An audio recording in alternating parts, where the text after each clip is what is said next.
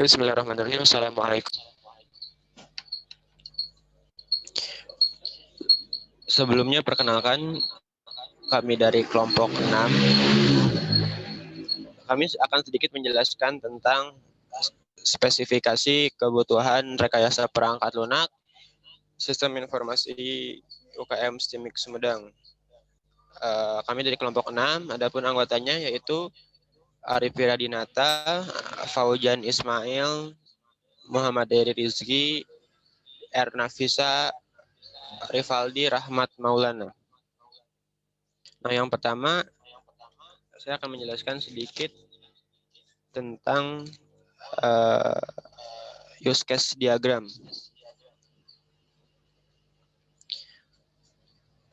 Nah, di sini ada use case diagram ya teman-teman. Nah, hal yang perlu kita ketahui, apa sih use case diagram? Nah, use case diagram merupakan gambaran atau representasi dan interaksi yang terjadi antara sistem dan lingkungannya. Hal yang perlu kita garis bawahi, di sana ada 3 kata kunci. Yang pertama gambaran, representasi, dan instruksi. Nah, itu 3 kata kunci yang akan kita pakai nanti.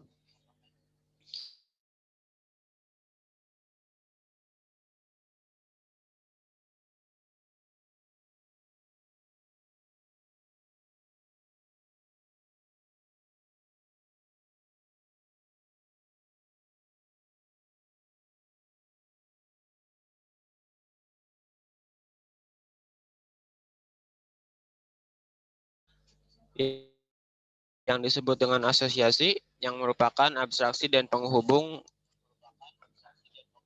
antara aktor dengan use case. Dan ada garis panah patah-patah yang disebut dengan generalisasi, menunjukkan spesialisasi aktor untuk dapat berpartisipasi dengan use case. Terus ada arah panah include yang menunjukkan bahwa suatu use case seluruhnya merupakan fungsionalitas dari use case lainnya. Adapun yang selanjutnya yaitu extend yang menunjukkan bahwa suatu use case merupakan tambahan fungsional dari use case lainnya jika suatu kondisi terpenuhi. Lalu di sini ada gambar ataupun tabel si use case SIOMAS atau sistem informasi UKM STIMIK Sumedang. Di sana ada 4 aktor teman-teman. Yang pertama SEMA, UKM, lembaga, dan juga BPM ya teman-teman. Mungkin saya nggak terlalu perlu menjelaskan apa sih SEMA, apa sih UKM, ataupun apa sih lembaga, ataupun apa BPM. Namun di sini saya akan lebih menjelaskan kepada tugas ataupun fungsi dari keempat aktor ini. Yang pertama ada admin SEMA, dia bisa mengakses data pengguna, dia bisa mengakses data organisasi, dia bisa tentunya bisa login juga, terus mengakses data pengajuan. Data pengajuan di sini ada pun surat ataupun proposal. Karena kalau misalkan setiap UKM mau melaksanakan kegiatan ataupun mau mengajukan proposal, pasti disertai dengan surat pengantar dari setiap UKM untuk diberikan kepada SEMA. Nah, ada yang selanjutnya, data arsip. Termasuk surat masuk, surat keluar, dan rekap pengajuan. Untuk surat masuk mungkin surat pengantar yang tadi saya jelaskan, surat keluar nanti surat pemberitahuan atau surat pengantar yang nanti dari SEMA ke BPM, rekap pengajuan ataupun revisi dari proposal itu sendiri. Nah, untuk yang terakhir yaitu konten nanti diisi oleh SEMA atau lebih tepatnya diisi oleh komisi-komisi yang ada di SEMA. Lalu ada aktor yang kedua yaitu UKM. Nah, UKM di sini bisa mengakses data organisasi, dia bisa login juga, dia bisa mengakses data pengajuan, dia bisa memberikan surat dan juga proposal, bisa mengakses data arsip, maksudnya bisa memberikan surat masuk ataupun mengeluarkan surat keluar, rekap pengajuan. Nah, di sini lebih ke memberikan si proposal itu untuk masuk ke SEMA. Dan yang terakhir yaitu konten. Konten di sini sesuai dengan fungsi dan tujuan si UKM. Kayak gitu. Contohnya kalau misalkan di UKM Kaljes, fungsinya lebih ke keagamaan kayak gitu. Yang ketiga yaitu ada BPM. BPM sama dengan SEMA, namun SEMA lebih mempunyai spesialis berbeda dalam hal ini. BPM bisa mengakses data organisasi, dia bisa login juga, dia bisa data pengajuan. Karena kalau misalkan dilihat dari struktur organisasi, ketika kita memberikan proposal dari UKM ke SEMA, setelah direvisi, lalu UKM memberikan ke BPM untuk direvisi lagi. Nah, kalau misalkan udah di BPM, lalu kita bisa memberikan kepada lembaga. Kayak gitu. Lalu BPM bisa mengakses data arsip gitu ya teman-teman. Lalu yang aktor terakhir yaitu lembaga. Lembaga di sini bisa mengakses login, dia bisa mengakses data pengajuan. Maksudnya bisa menerima proposal dan juga menerima surat pengantar dari BPM. Gitu ya teman-teman. Mungkin untuk bagan atau tabel yang selanjutnya akan dijelaskan oleh Arif Wiradinata. Kepada Arif, mangga. Di sini saya akan menjelaskan sedikit tentang kelas diagram. Apa sih itu kelas diagram? Kelas diagram adalah visual dari struktur sistem program. Jenis-jenis yang dibentuk kelas diagram merupakan alur jalannya database pada sebuah sistem.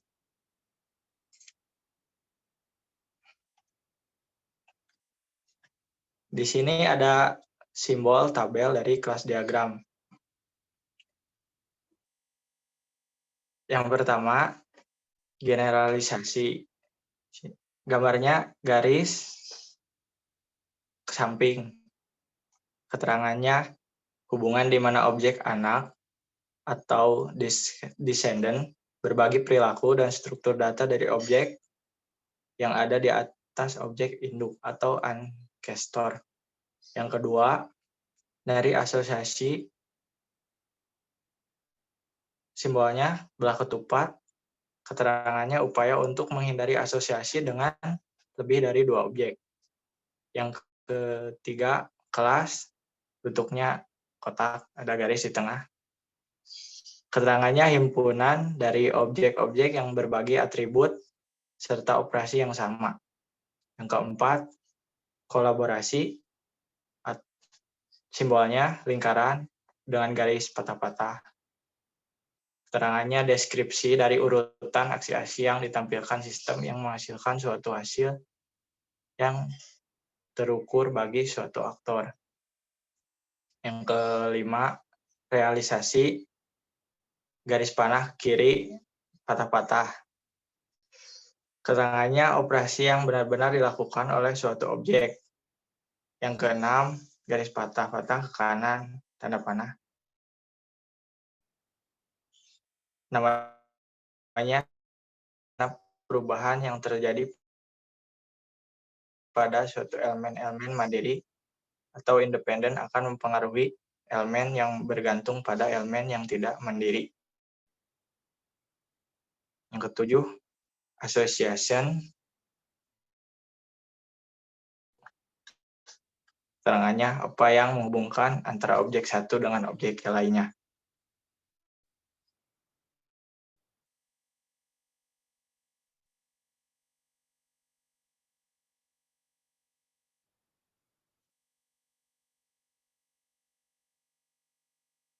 Di sini ada contoh penerapan tabel kelas diagram. Di tabel pertama ada admin SEMA, berisikan admin, NIM, kelas, nomor HP. Di sini terhubung ke BPM, berisikan ID, BPM, NIM, kelas, nomor HP. Terhubung lagi ke lembaga, ada dosen, dan NIDN, jabatan, nomor HP, dan atribut. Di sini juga bisa login menggunakan username dan password. Dari login terhubung ke UKM, ada ID UKM, NIM, kelas, dan nomor HP. Di sini UKM terhubung ke data, ada ID data. Sekian dari saya untuk penjelasan kelas diagram.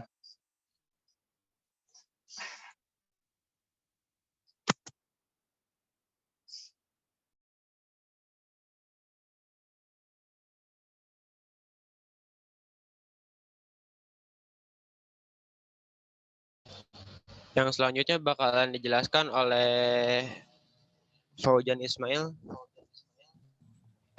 Kepada Faujan Ismail, enggak? Ya, bentar.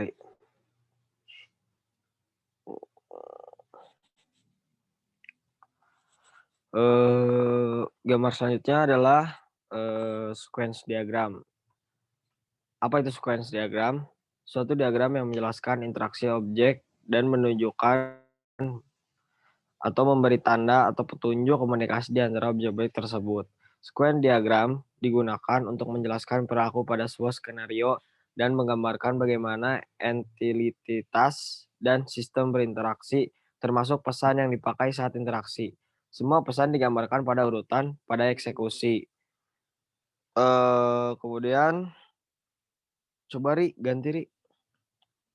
Itu nyari, ganti dulu. Nah, seperti gambar di samping ada lembaga BPM, SEMA, dan memberi informasi kepada BPM, dari BPM memberi informasi, kemudian BPM pengkajian informasi, kemudian SEMA mengeksekusi dan memberikan informasi kepada UKM. Tujuan sequence diagram menghubungkan rekrutmen kepada tim teknis karena diagram ini dapat lebih mudah untuk berkolaborasi menjadi model desain. Merupakan diagram yang paling relevan untuk mengurangi model deskripsi use case menjadi spesifikasi desain. Kemudian yang ketiga, analisis dan desain memfokuskan pada identifikasi metode di dalam sebuah sistem. Kemudian yang keempat, menganalisis, mendesain, memfokuskan pada identifikasi sebuah metode yang digunakan sistem. Kemudian selanjutnya, sequence diagram ini dipakai untuk menjelaskan dan memodelkan use case. Udah Ri, segitu mungkin. Siap. Untuk yang selanjutnya mungkin bakalan dijelaskan oleh Nafisa. Kepada Nafisa dipersilakan. Di sini saya akan menjelaskan aktiviti diagram, yaitu diagram yang menggambarkan berbagai alir aktivitas dalam sistem yang sedang dirancang sebagaimana masing-masing alir berawal di decision yang mungkin terjadi dan bagaimana mereka berakhir. Di sini ada gambar tabel yang gambar 1, nama activity, keterangannya memperlihatkan bagaimana masing-masing kelas antarmuka saling berinteraksi satu sama lain. Yang kedua, action, keterangannya status dari sistem yang mencerminkan eksekusi dari suatu aksi.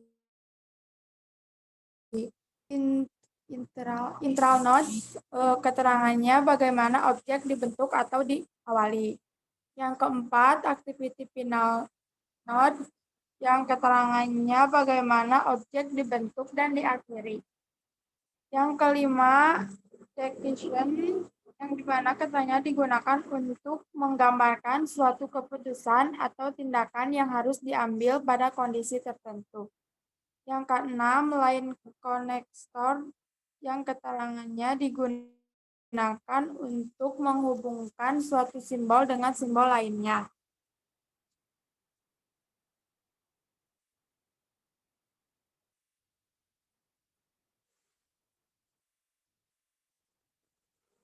Tabel yang kedua, lembaga terhubung ke informasi, terhubung ke BPM, BPM terhubung ke informasi, informasi terhubung ke UKM.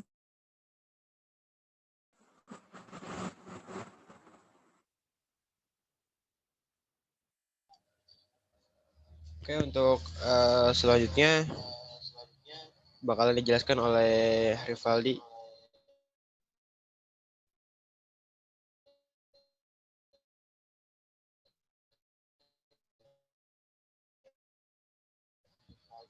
Dari Rivaldi, mangga.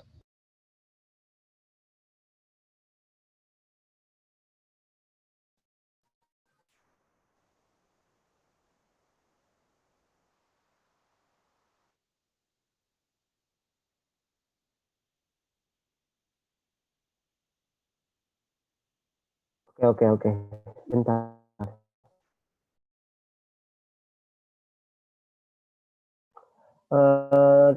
Dan perubahan pattern sebagai akibat dari stimuli yang diterima.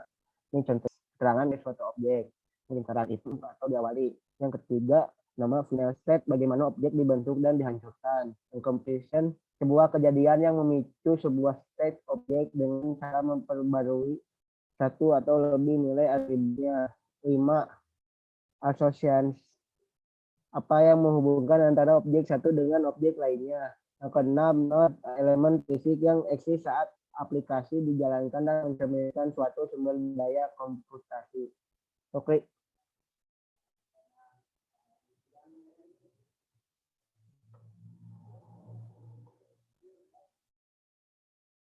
Ini contoh diagramnya. Nah, ini yang sekarang itu mulai login, validasi username dan password. Langsungnya ada salahnya. Ini yang benar menu utama dan selesai ke diagram yang tadi itu. Dan ini yang kanan sama persis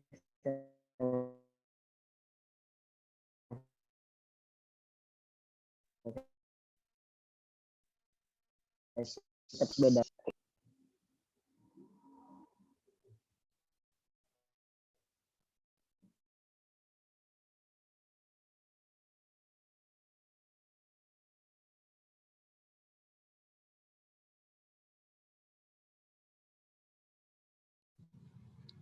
Lanjut, Ri. Lanjut.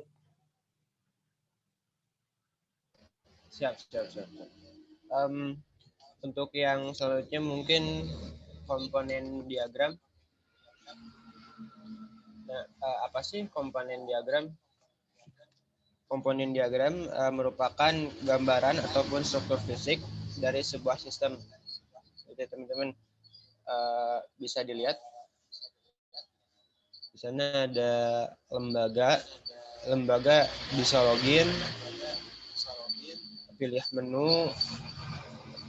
Nah, di sana ada beberapa menu, entah itu nantinya mengakses pengajuan proposal, mengakses surat-surat. Ada BPM, di sana BPM bisa login tentunya, bisa memilih menu yang tadi saya jelaskan, terus bisa menerima atau memberikan informasi. Gitu. Lalu ada SMA di sana bisa login, bisa memilih menu, bisa menerima atau memberikan informasi. Termasuk juga UKM bisa login, bisa memilih menu, bisa masuk informasi juga, kayak gitu.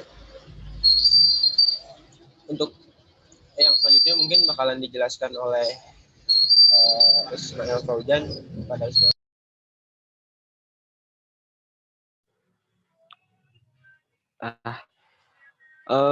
Selanjutnya adalah deployment diagram.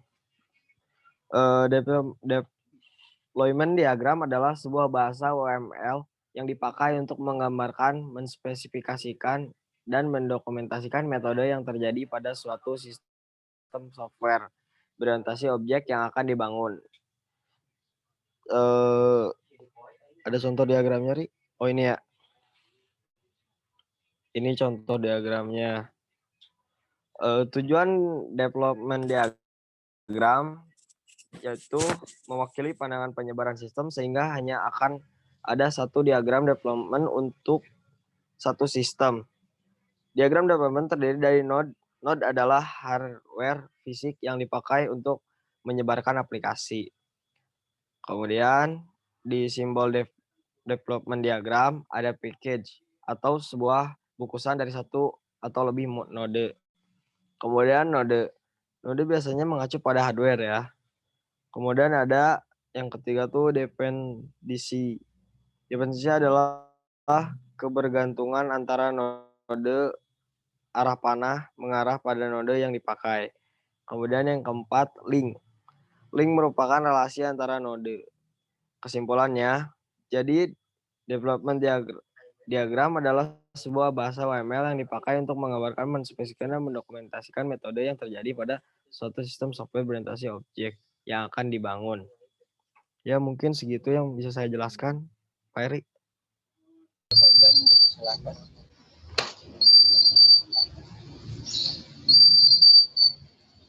Oke, mungkin sekian dari kelompok 6. Kalau misalkan memang ada salah-salah kata pasti ada.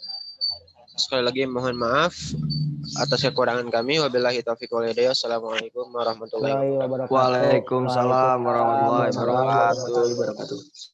Terima kasih semuanya buat tahun ini. Mantap.